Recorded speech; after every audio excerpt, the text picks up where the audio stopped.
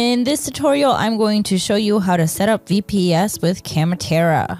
They are offering a 30-day free trial, so you can go ahead and free sign up. Go ahead and put in your email and password, click on go. Then you should be getting an email validation to the email that you have provided.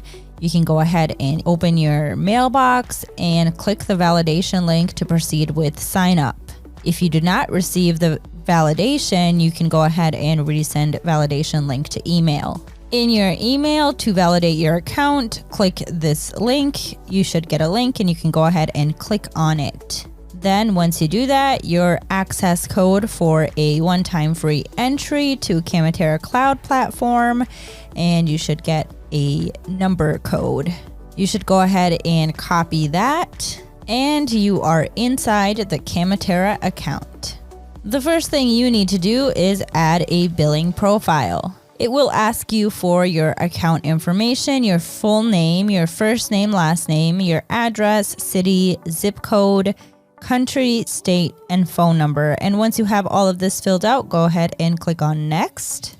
And if you put in information that is not valid, it will cause you to lose your VPS address. Then you need to do the phone verification. You can go ahead and add your phone number and a verification code will be sent to your number. Once you do that, go ahead and click on next. Now, of course, you have to add your credit card information, the cardholder name, card number, expiration, and the CVV. And you can go ahead and click on finish.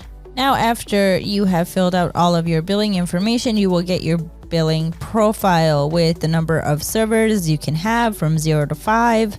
Servers create frequency, 15 servers. Servers create frequency count, 0. Then you have the maximum server price of $100. And of course, if you need more of this, you can also request a quota increase. When you request the quota increase, you will get an account manager and you can discuss your increase with him.